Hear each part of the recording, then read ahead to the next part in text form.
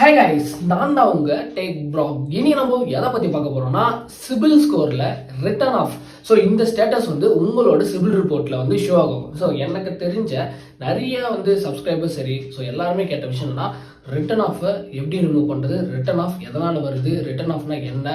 So இந்த மாதிரி ஏகப்பட்ட கொஸ்டின்ஸ் வந்து கமெண்ட்ஸில் கேட்டிருந்தாங்க. நிறைய பேர் வந்து பார்த்தீங்கன்னா கம்ப்ளைண்ட் பண்ணி ரிட்டர்ன் ஆஃப் போகல.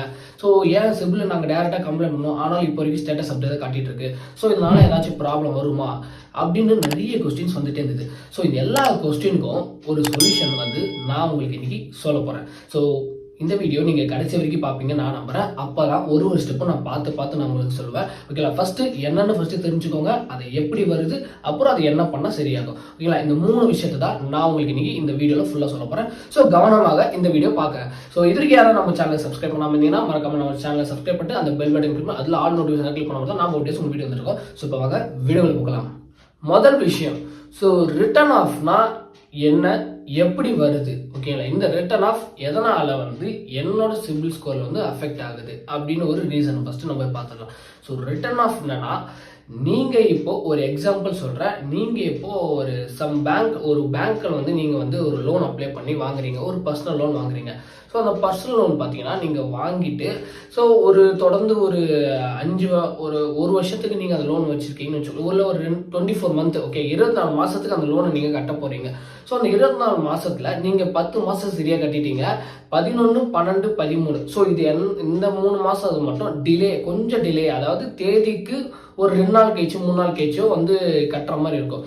ஸோ அந்த மாதிரி கட்டுறதும் ஒரு தவறான விஷயம். ரெண்டாவது என்னன்னா, அந்த அமௌண்ட்டை அந்த 11வது மாதம் கட்ட வேண்டிய அமௌண்ட்டை நீங்கள் 12ஆம் மாதம் சேர்த்து கட்டலாம் அப்படின்னு நீங்கள் நினச்சி கட்டினீங்கன்னா அதுக்கு அந்த சைட்லேருந்து அவங்கள பொறுத்த வரைக்கும் மோஸ்ட்லி வந்து கட்ட சொல்லுவாங்க. பட் என்ன சொல்லுவாங்கன்னா, ஓகே சார், இது மூலம் அடுத்த வாட்டி சேர்ந்து கட்டுக்கோங்கன்னு ஒரு விஷயத்த அவங்க சொல்லுவாங்க. அதை மட்டும் நீங்கள் வந்து நம்பிடாதீங்க. ஸோ அதுலேயும் நிறைய விஷயம் இருக்குது.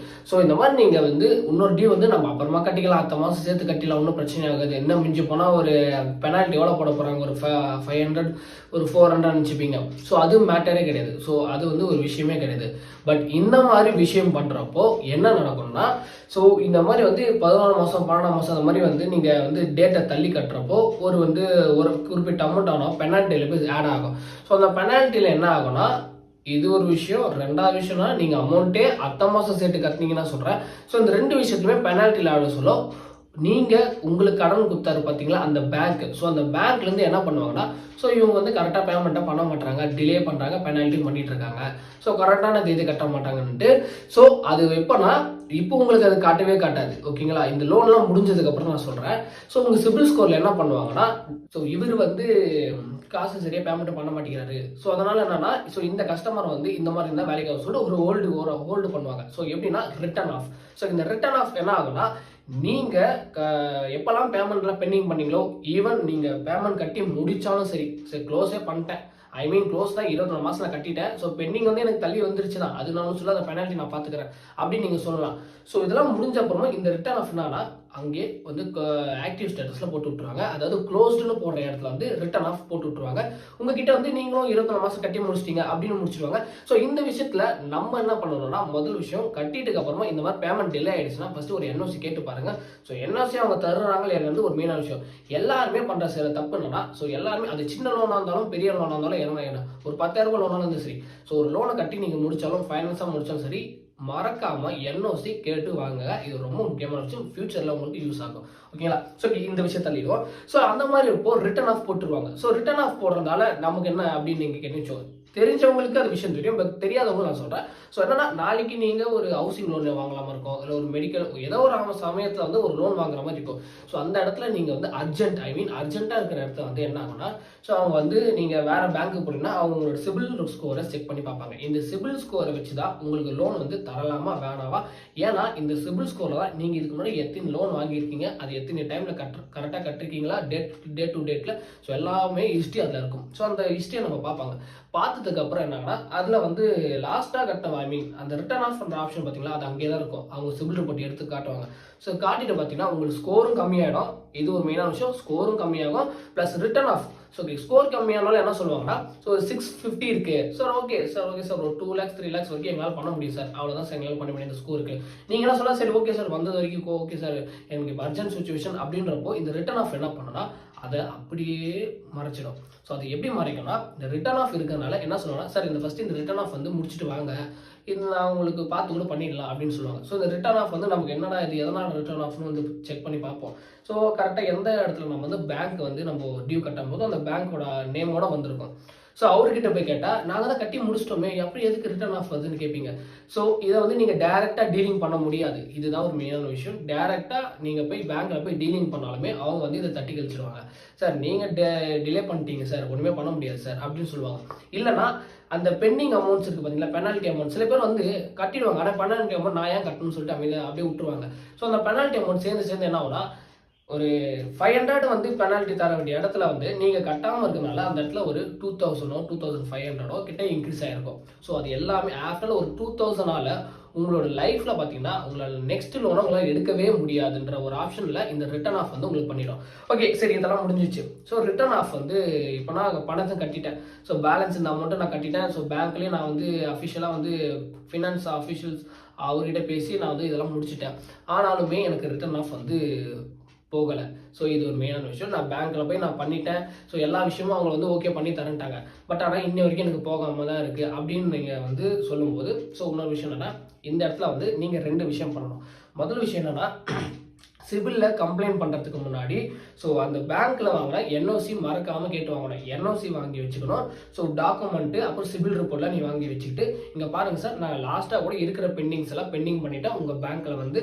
ஸோ அந்த ப்ரூஃபை ஃபஸ்ட்டு மேனேஜருக்கு நீங்கள் வந்து கொடுக்கணும். ஸோ உங்கள் மேனேஜர்கிட்ட ஒரு கம்ப்ளைண்ட் காப்பி கொடுத்ததுக்கப்புறம் நெக்ஸ்ட் வந்து சிபிலில் பார்த்தீங்கன்னா ரைஸ் டு டிஸ்ட்ரிபியூட்னு ஒரு ஆப்ஷன் உங்களுக்கு இருக்கும்.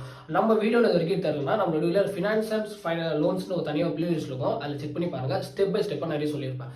ஸோ அங்கே போய்ட்டு என்ன பண்ணணும்னா, நீங்கள் வந்து என்னென்னலாம் சப்மிட் பண்ணீங்களோ அதை அட்டாச்மெண்ட் பண்ணணும். இது ஒரு மெயினான விஷயம். ரைஸ் டு டிஸ்ட்ரிபியூட்டில் இது இருக்காது. பட் இருந்தாலும் நான் இந்த ஆப்ஷன்ஸ் உங்களுக்கு வந்து சொல்கிறேன். ஓகேங்களா, சிபில் என்ன பண்ணணும்னா, நீங்கள் சிபில் அஃபிஷியலாக மெயிலாகவும் பண்ணலாம், இல்லை ரைஸ் டு டிஸ்ட்ரிபியூட்லையும் பண்ணலாம். ஸோ மெயிலோட ரைஸ் டு டிஸ்ட்ரிபியூட்க்கு வந்து கொஞ்சம் ஃபாஸ்ட் வந்து அதிகமாக இருக்குது. ஏன்னா சப்ஸ்கிரிப்ஷன்ஸ். ஸோ இந்த சப்ஸ்கிரிப்ஷன்ஸ்க்கான தான் உங்களுக்கு வந்து மெயினான விஷயம். நீங்கள் ஃப்ரீயாக உங்களால் சிபிலில் போய் டேரெக்டாக கம்ப்ளைண்ட் பண்ண முடியாது. பிகாஸ் அது ஒரு பெரிய அத்தாரிட்டி. அந்த அத்தாரிட்டி ஃப்ரீயாக பண்ணலாம், பட் ஆனால் அவங்க அப்படி பண்ணலை. ஸோ அதனால் உங்களுக்கு ஒரு subscription 1 month 6 month 12 month. So இந்த வேரியண்ட்டில் பார்த்தீங்கன்னா உங்களுக்கு ஒரு சப்ஸ்கிரிப்ஷன் கொடுத்துருப்பாங்க. அதில் நீங்கள் 6 மாதம் சப்ஸ்கிரிப்ஷன்ஸை எடுத்துக்கோங்க. இது என்னோட சஜஷன், பர்சனல் சஜஷன். எடுத்ததுக்கப்புறம் ஸோ உங்களோட எந்த இதில் வந்து நீங்கள் ரிட்டர்ன் ஆஃப் இருக்கோ அதை கிளிக் பண்ணுங்கள். கிளிக் பண்ணிவிட்டு ஸோ நான் எல்லாத்தையும் பண்ணிட்டேன்ற மாதிரி ஒரு ஆப்ஷன்ஸ் இருக்கும். ஐ மீன் எல்லாத்தையும் கிளியர் பண்ணியாச்சு, என்எஃப்சி என்கிட்ட இருக்குது, இந்த மாதிரி எல்லா ஆப்ஷன்ஸும் நீங்கள் கிளிக் பண்ணி வந்ததுக்கப்புறம் நீங்கள் சப்மிட் கொடுங்க. வித்தின் 15 daysலேருந்து 45 daysக்குள்ளே இதுக்கான ரிசல்ட் உங்களுக்கு கண்டிப்பாக கிடைக்கும். பிகாஸ் ஒருவேளை லேட் ஆகும்னா மினிமம் பார்த்தீங்கன்னா ஒரு 90 days கிட்ட டைம் எடுத்தாகும். கம்பல்சரி 3 மாதம் டைம் எடுக்கும் இந்த ரிட்டர்ன் ஆஃப் போகிறதுக்கு மட்டுமே. ஏன்னா இந்த ஸ்டேட்டஸ் வந்து பார்த்தீங்கன்னா சிபிலுக்கு போய்ட்டு, சிபில்லேருந்து அந்த யார் உங்களுக்கு கடன் கொடுத்தாரோ அந்த பேங்க்குக்கு போய்ட்டு அவங்களுக்கு மெயில் போவோம். அவங்க என்ன பண்ணுவாங்கன்னா, ஓகே அஃபிஷியலாக அங்கேருந்து வந்ததுனால ஸோ உடனே அவங்க கிளியர் பண்ணுற ஆப்ஷனை பண்ணுவாங்க. கிளியர் பண்ண உடனே அங்கே ஒரு மெயில் போகும். அங்கே தான் உங்களுக்கு ரிப்போர்ட்லேருந்து சிபில் ரிப்போர்ட்லேருந்து சேஞ்சஸ் பண்ணுவாங்க. ஸோ இது எல்லா ப்ராசஸுமே ஒரு பெரிய ப்ராசஸ். நீங்கள் சின்னதாக மிஸ் பண்ணுற டியூ டேட், ஐ மீன் ஜஸ்ட் ஒரு 2 நாள் கழிச்சு காட்டினாலும் சரி, ஒரு 3 நாள் கழிச்சு நீங்கள் பேமெண்ட் டிலே பண்ணாலுமே இந்த ஆப்ஷன் கண்டிப்பாக உங்களுக்கு பண்ணுவாங்க. முக்கியமான விஷயம்னா, நீங்கள் பெரிய பெரிய பேங்கை விட இந்த சின்ன சின்ன ஃபைனான்ஸ் இருக்குது பார்த்தீங்களா, பஜாஜ் ஃபைனான்ஸ், ஹெச்டிஎஃப்சி ஃபைனான்ஸ் சொல்கிறேன், அப்புறம் பார்த்தீங்கன்னா IDFC, so Tata capital, so இந்த மாதிரி வந்து நிறைய வந்து இடத்துல வந்து என்ன பண்ணுறாங்கன்னா, ஸோ இந்த மாதிரி விஷயம் தான் பண்ணுறாங்க. விவரம் இல்லாதவங்களுக்கு இந்த ஒரு விஷயத்தை அவங்க பண்ணிவிட்டாங்க. நல்ல விவரமாக இருக்கவங்களுக்கு கேட்பாங்க, டிலே என்ன சார் இதெல்லாம்ட்டு, நீங்கள் ஆட்டோ பே தான் கொடுத்துருக்கோம், இருந்தாலுமே அமௌண்ட் நீங்கள் எடுக்கலன்னு நீங்கள் போய்க்கலாம். பட் அப்படி தெரியாதவங்களுக்கு இந்த மாதிரி நிறைய விஷயம் நடக்கும். ஸோ பவுன்ஸ் ஆகி போயிடும். ஓகேங்களா, ஸோ இதுதான் ஒரு குறிப்பிட்ட விஷயம். ஸோ இதெல்லாம் முடிஞ்சதுக்கு அப்புறம் சரி நான் எல்லாத்தையும் முடிச்சுட்டேன், என்னோட சிபில் ஸ்கோர் ஏறதுக்கு எவ்வளோ நாள் ஆகும் அப்படின்னு கேட்டிங்கன்னா, இது யாருமே சொல்லாத விஷயம் நான் உங்களுக்கு சொல்கிறேன். ஸோ நீங்கள் இப்போது லோனை க்ளோஸ் பண்ணிட்ட அப்புறமே அடுத்ததாக நீங்கள் வந்து இந்த கிரெடிட் கார்டில் வந்து இந்த சின்ன சின்ன பொருளாக வாங்குறதுலாம் இருக்கும்ல, கண்டிப்பாக எல்லாருமே கிரெடிட் கார்டு யூஸ் பண்ணுறதால இருப்பீங்க. ஸோ அப்படி யூஸ் பண்ணுறப்போ உங்களோட பர்சன்டேஜ் எப்படி இருக்கணும்னா ஒரு 100%ல 30% யூசர்ஸ் மட்டும் தான் நீங்க பண்ணணும். இந்த 30%லே நீங்க வந்து அதாவது ஒரு 5000 ரூபாய் பர்ச்சேஸ் பண்றது, ஒரு 4000 ரூபாய் பர்ச்சேஸ் பண்றது, இதை அந்தந்த டேட்ல கரெக்டா நீங்க கட்டிட்டீங்கன்னா உங்களோட சிபில் ஸ்கோர் கம்பல்சரியா இன்க்ரீஸ் ஆகும். ஏன் இன்க்ரீஸ் ஆகும்னா நீங்க ஃபுல்லா யூஸ் பண்ணாம வெறும் கால்வாசி தான் யூஸ் பண்றீங்க. ஸோ இதனால வந்து உங்களோட ஸ்கோர் பார்த்தோன்னா இம்ப்ரூவ்மெண்ட் அதிகமாக இருக்கும். இது ஒரு சீக்ரெட் மெத்தட் தான். ஸோ இதை தான் வந்து எங்கள் வீட்டில் நான் ஃபாலோ பண்ணேன். நிறைய இடத்துல எல்லாருக்கும் சஜஸ்ட் பண்ணுங்க. ஸோ லோன் எல்லாம் முடிஞ்சிச்சு. ஸோ இனிமேல் என்னோட ஸ்கோர் அதிகப்படுத்தணும் அப்படின்னா நீங்கள் இந்த மாதிரி விஷயத்தை கம்பல்சரியாக பண்ணி தான் ஆகணும். மோஸ்ட்லி நிறைய கிரெடிட் கார்டை வந்து நிறைய இருக்கிற பெண்டிங்கை சீக்கிரமாக க்ளோஸ் பண்ணுங்க. க்ளோஸ் பண்ணிட்டு அதை வந்து அதோட கொடுத்துருங்க. அவங்ககிட்ட இருக்கிற ஒரு கிரெடிட் கார்டு 2 கிரெடிட் கார்டு இருந்தால் ஓகே. கிரெடிட் கார்டை தான் மோஸ்ட்லி பார்த்தீங்கன்னா உங்களோட ஸ்கோரே அதிகமாகும். ஓகேங்களா? ஆனால் அதை கரெக்டாக யூஸ் பண்ணணும். ஸோ நான் சொன்ன மாதிரி 30%க்குள்ளே நீங்கள் எல்லாமே வாங்குற பொருளாக இருந்தாலும் சரி, நீங்கள் எதுக்காக இருந்தாலும் சரி, ஸோ வாங்கிட்டு அந்த டே டைமில் கரெக்டாக நீங்கள் பேமெண்ட் பண்ணிடுங்க. ஆனால் 30%க்குள்ளே நீங்கள் மெயின்டைன் பண்ணிக்கோங்க. உங்களோட சிபில் ஸ்கோர் கம்பல்சரி இன்க்ரீஸ் ஆகும். ஓகேங்களா? ஸோ இந்த விஷயம் உங்களுக்கு ரொம்ப பிடிச்சிருந்தா மறக்காம சேனலை லைக் பண்ணுங்க. மேலும் நிறைய சந்தேகம் இருந்தாலும் கமெண்ட்ஸில் கமெண்ட் பண்ணுங்க. ஸோ இந்த மாதிரி உங்களுக்கு ஃப்ரெண்ட்ஸில் யாராவது வந்து இந்த மாதிரி இஷ்யூஸ் ஃபேஸ் பண்ணால் அவங்களும் இந்த வீடியோ ஷேர் பண்ணுங்க. So love you guys, bye. வேற ஒரு வீடியோவில் தரமாக வந்து நான் உங்களை சந்திக்கிறேன். நன்றி, வணக்கம்.